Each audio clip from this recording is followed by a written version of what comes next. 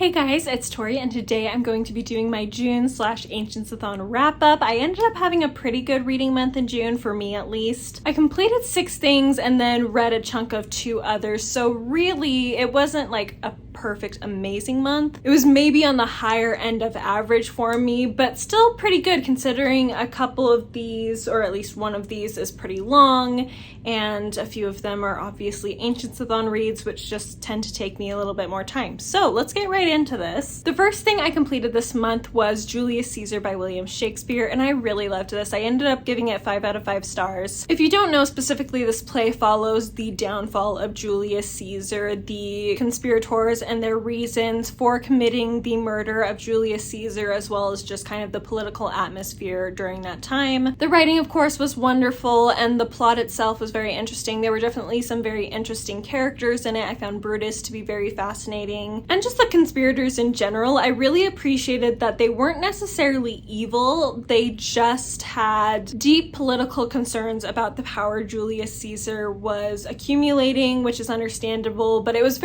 just very well done. It had a little bit of supernatural elements to it. Again, the writing was really great, and it ended up on my top 5 favorite Shakespeare plays video that I ended up creating this month, which I will link down below and in the card if I remember. So yeah, definitely one that I really enjoyed, and I'm glad I was able to kick off Ancientsathon with that one. The second book I completed this month was The Book of the City of Ladies by Christine de Pizan, which was our group read for Ancientsathon, and I ended up really enjoying this as well. If I remember correctly, I think I gave it 4 out of 5 stars. It was definitely, I mean, it's an allegory, but it doesn't do the same thing as like Pilgrim's Progress or The Divine Comedy, where it takes you on this journey through these different settings. Instead, this is simply about the idea of building a city, but it doesn't really focus on building the city so much as just discussing all these different women throughout history as of this time, which this was published or written in 1405. And really it was just fascinating to look through the eyes of this woman from the 15th century, the 1400s, and really just get to know how women felt at this time, how this intelligent woman was able to perceive the position of women and how it should change, and also how she felt like it should stay the same. This idea of gender roles was very prevalent at this time, and she doesn't necessarily turn away from that,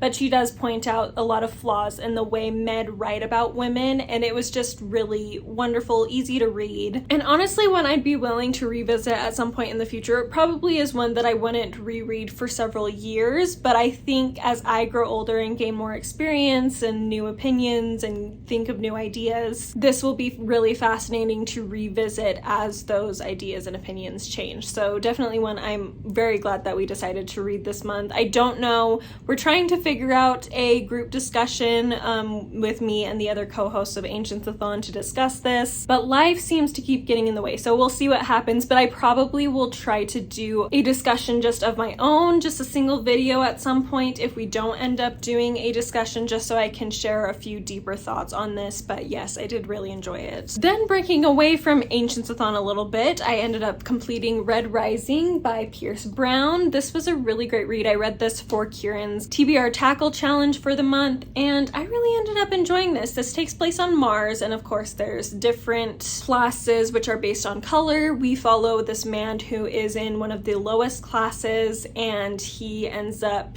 rising up to try to lead a rebellion. More specifically, he goes undercover into some of the higher classes in order to gain some power there so that he can lead this rebellion, or at least help this rebellion to grow. This was a really interesting book, definitely very brutal, but it wasn't overly graphic in its descriptions of things, which I appreciated. As far as Ancientsathon goes, it also kind of worked as far as it has a lot of references to Roman mythology, Roman and Greek mythology, as well as some medieval-esque kind of settings that are going on in this. And I found it very entertaining. Will I read the rest of the trilogy? I still don't know. I wouldn't mind it. I'm curious, but I wasn't necessarily quite so invested that I am dying to necessarily read the rest of the series. That being said, I felt like even though this is kind of a cliche sort of story as far as its basic premise, it does do things and even word things. The way Pierce Brown words things brings a new perspective perspective and depth to this type of story, and I really appreciated that. I will say one downfall of this for me is, especially towards the beginning, and this is, I mean, in the rest of the series, I'm sure this is going to continue a little bit more than it was in the second half of this, just due to the way the plot line is set up. But there's a lot of things that have these weird science fiction-y names to them that I honestly was getting a little annoyed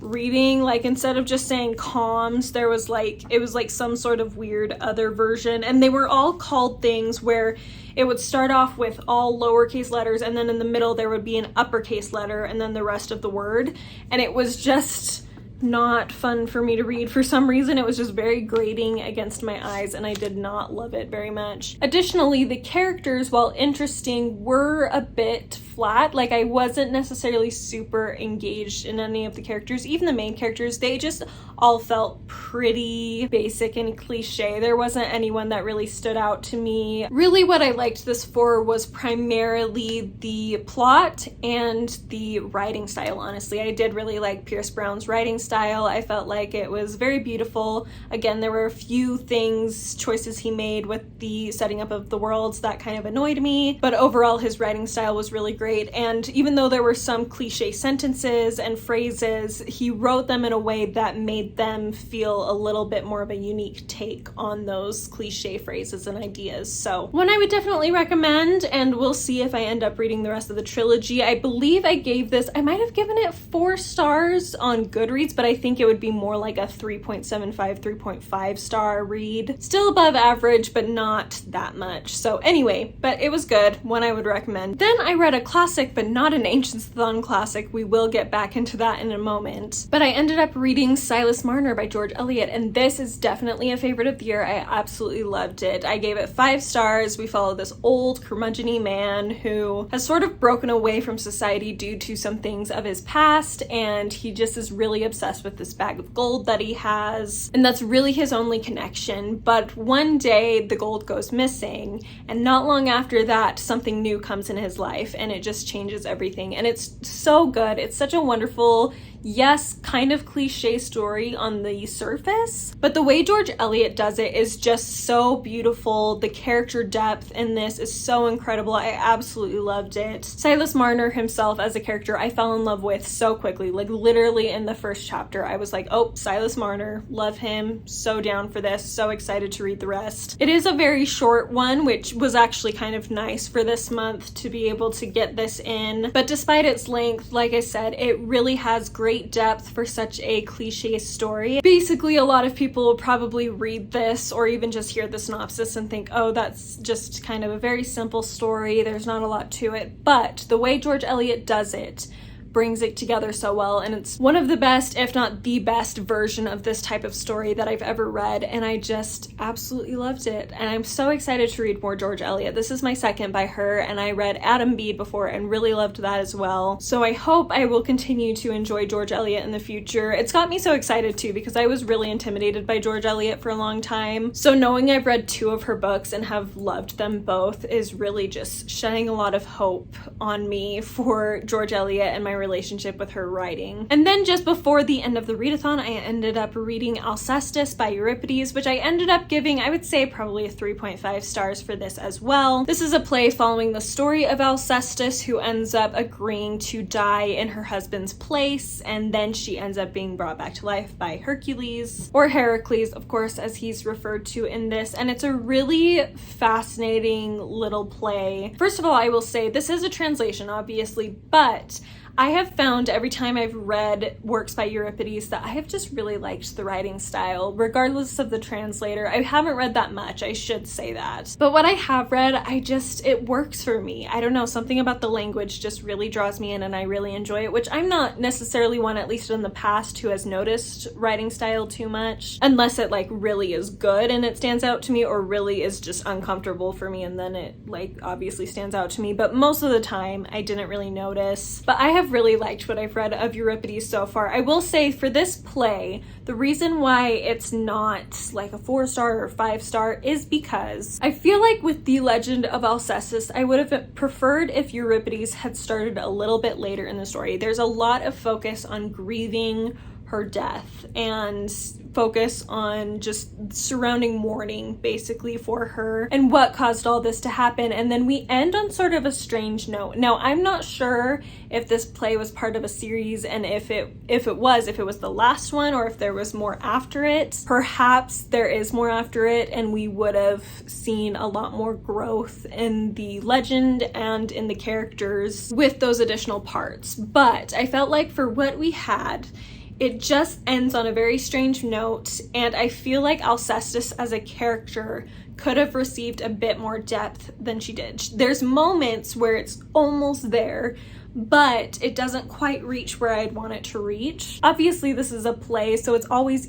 better to watch them than to read them. Usually I'm able to get a lot more out of it that way, but most of the time reading it, even reading Shakespeare, I can at least get some level of depth from the characters. And Alcestis, like I said, was almost there, but I think if we had gone a little bit further into her story and experienced a little bit more, I might have loved her as a character as much as I love Medea as a character in Euripides plays. That all being said, if you know of a retelling of the story of Alcestis, a modern day retelling, well, like set back then, but more recently written, I would really be interested in that, because I think it's a myth that has a lot of depth that can be explored, especially for a modern audience, while also using contemporary skills in novel writing. I just think it would add so much interesting depth. It has the potential to be such a great novel if it was expounded on and explored a lot in a good way. So anyway,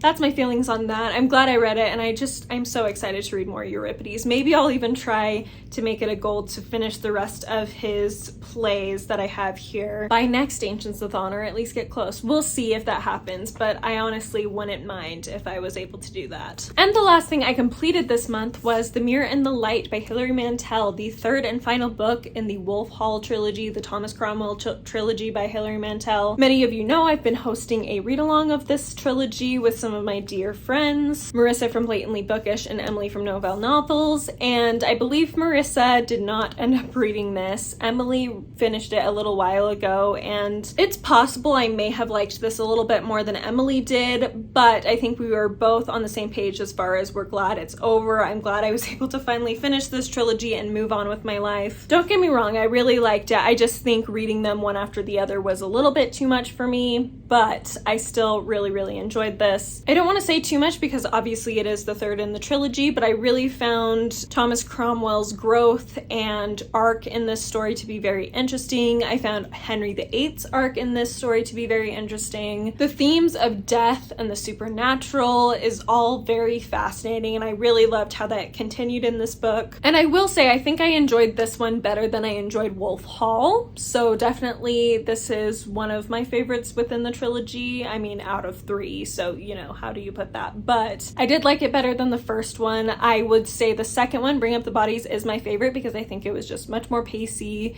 easy to get through, and I really appreciated that. Plus, just what it's focusing on in Bring Up the Bodies is just really close to my heart and very interesting to me. So I do prefer that one, but I did really like this. And like I said, I'm glad I read the trilogy, and I'm especially glad right now, at least, that it is over. So that's all I completed this month. I did want to mention a couple things that I have started or continued with that I will continue to read throughout the year until I finish them. So the first is Tess of the D'Urbervilles by Thomas Hardy.